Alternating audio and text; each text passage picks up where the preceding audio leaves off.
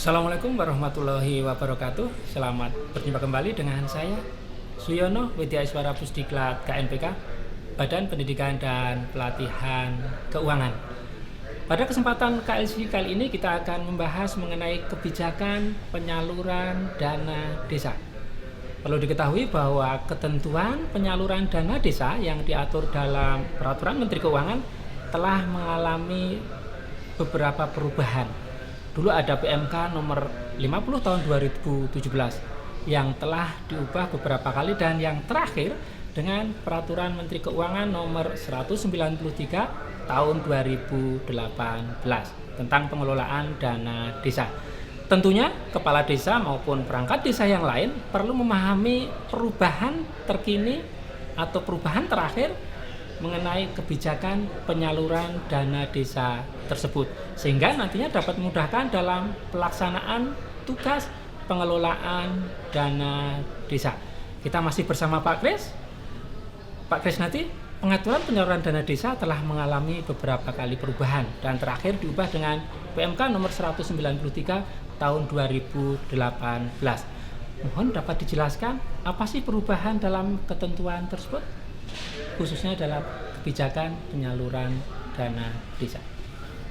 Baik, ada beberapa peraturan atau perubahan mendasar di dalam PMK atau Peraturan Menteri Keuangan nomor 193 tahun 2018 tentang pengelolaan dana desa untuk menjawab beberapa dinamika atau kita sebut permasalahan dalam implementasi pelaksanaan PMK sebelumnya, yaitu PMK nomor 50 tahun 2017.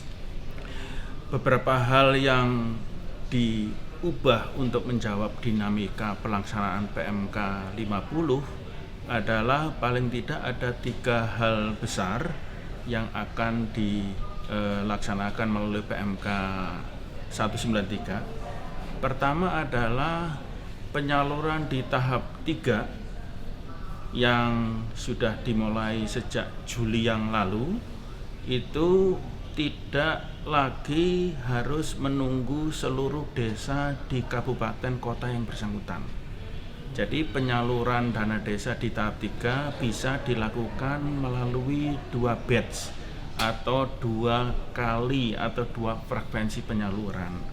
Jadi kalau kita berbicara misalnya 100 desa, jadi kalau sebelumnya harus menunggu 75% dari desa yang ada tadi, ada yang 100, tapi melalui PMK 193 tidak seperti itu lagi, bahwa desa-desa yang sudah siap, misalnya yang sudah siap itu 50 desa atau 40 desa, artinya siap itu sudah menyerap atau menggunakan dana desanya sebanyak atau sebesar 75%, dan outputnya sudah 50%, bisa diajukan oleh Pemdanya dan akan mendapatkan penyaluran terlebih dulu, khusus desa-desa yang diajukan di dalam batch atau frekuensi yang pertama tadi.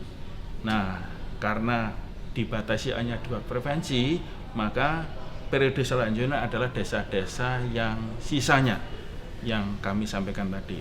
Kemudian perubahan yang kedua adalah di tahun 2020 nanti ada penyaluran bagi desa-desa dari daerah yang berprestasi dari sisi kinerja penyalurannya. Bagi daerah berprestasi, syaratnya adalah kalau daerah tersebut bisa menyalurkan rekening kas desa ke rekening kas desanya itu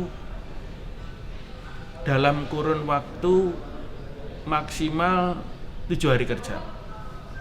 Kemudian daerah tersebut bisa menyalurkan kepada desa-desanya maksimal di bulan November pada waktu tahap 3-nya. Itulah di tahun depan daerah-daerah tersebut melalui surat dari KPPN, dalam hal ini koordinator KPA-nya di Direktorat Jenderal Pembendaharaan, nanti akan bisa mendapatkan reward berupa penyaluran tahap 1 dan 2 bisa dilakukan sekaligus atau sebesar 60%-nya.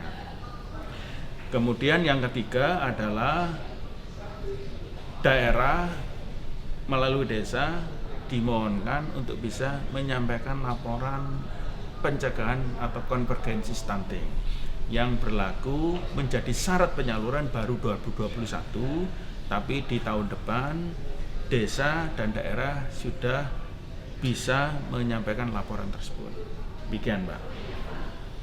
Artinya ada sekarang yang seperti biasa sama ada yang baru gitu. Gimana sekarang konkretnya kebijakan? Betul. Jadi ada daerah yang daerah normal bisa dikatakan, daerah yang nanti atau desanya mendapatkan penyaluran 3 tahap. Jadi 20%, 40% dan 40%. Tapi ada daerah yang berkinerja baik atau daerah reward bahasanya yang akan mendapatkan penyaluran tahap 1 dan 2 dilakukan sekaligus atau 60% dan tahap ketiganya 40%. Jadi apabila daerah-daerah yang mendapatkan reward tadi misalnya dia itu penyaluran tahap 1-nya memenuhi syarat di bulan Februari misalnya, maka di Februari itu daerah tersebut mendapatkan 60%. Baru sisanya yang 40% nanti di tahap 3-nya. Seperti itu, Pak Suyono. Baik, terima kasih Pak Kris. Demikian tadi penjelasan dari Pak Kris kebijakan penyaluran dana desa berdasarkan PMK 193 tahun 2018. Artinya penyaluran dana desa dari rekening kas umum negara ke rekening kas umum daerah diklasifikasikan menjadi 2, yaitu Pemda yang berkinerja baik dan Pemda yang berkinerja normal. Untuk Pemda yang berkinerja baik, penyaluran dapat dilakukan 2 kali, sedangkan Pemda berkinerja normal dilakukan 3 kali. Kurang lebih seperti itu. Semoga bermanfaat. Assalamualaikum warahmatullahi wabarakatuh.